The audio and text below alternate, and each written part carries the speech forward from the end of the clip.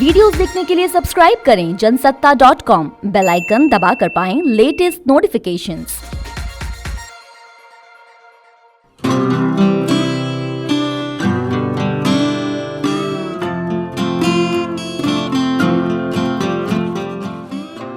नमस्कार, जनसत्ता में आपका स्वागत है। हर साल कार्तिक महीने की अमावस्या को मनाई जाने वाली दीपावली इस साल गुरुवार 4 नवंबर को है। भारत के सबसे बड़े और सर्वाधिक महत्वपूर्ण त्योहारों में से एक दीपावली आध्यात्मिक रूप से अंधकार पर प्रकाश की विजय को दर्शाता है। दिवाली के दिन लोग अपने घरों और दुकानों को गेंदे के फूल की लड़ियों और अशोक, आम तथा केले के पत्तों से सजाते हैं। इस दिन कलश में नारियल स्थापित कर उसे घर के मुख्य द्वार के दोनों ओर रखने को शुभ माना जाता है।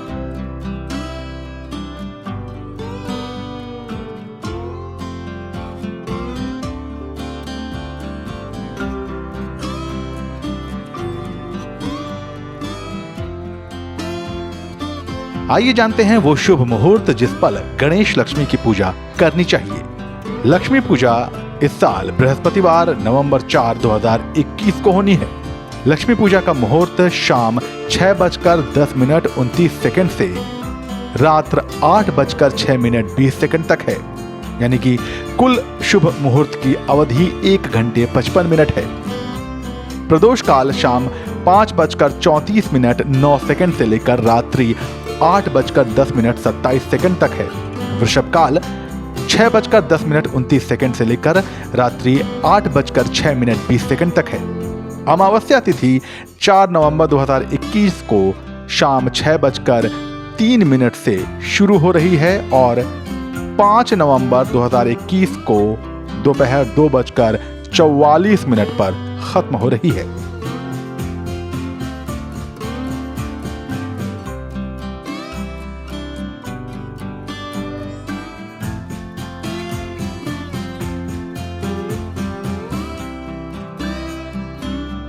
जब भी दीपावली का जिक्र आता है, दिमाग में जो कथा सबसे पहले आती है वो है भगवान राम के वनवास के बाद अयोध्या वापसी।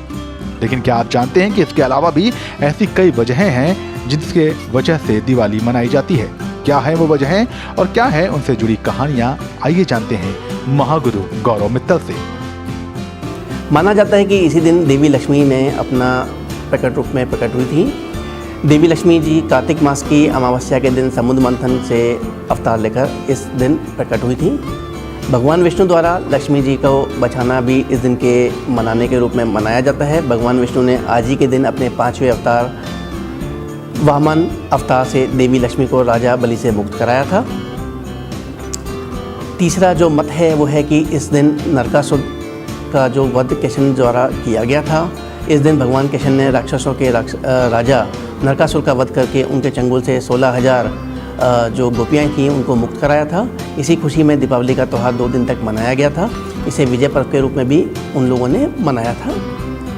एक मत के हिसाब से इस दिन पांडवों की भी वापसी हुई थी। महाभारत के हिसाब से देखा जाए तो कार्तिक अमावस्या के दिन पांडव अपना 12 वर्ष का वनवास काट कर वापस आए थे और जो चक्कर में उन्होंने कौरवों द्वारा हटाए जाने के परिणाम स्वरूप उन्हें जो दंड मिला था जिसमें वो वनवास गए थे, उसके बाद जब वो वापसी आए थे तो उनके लौटने की खुशी में ये दीपावली का पर्व मनाया गया है।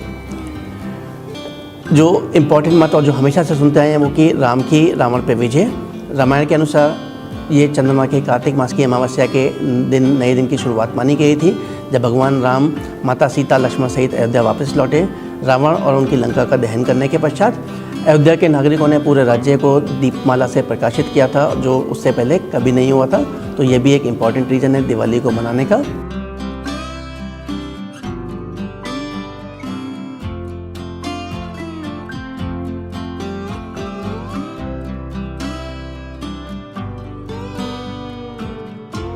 पूजा करने से पूर्व घर में गंगा जल का छिड़काव कर शुद्धिकरण करें।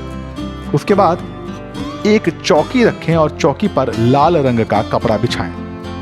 कपड़े के बीच में एक मुट्ठी गेहूं रखें और गेहूं के ऊपर जल से भरा हुआ एक कलश स्थापित करें।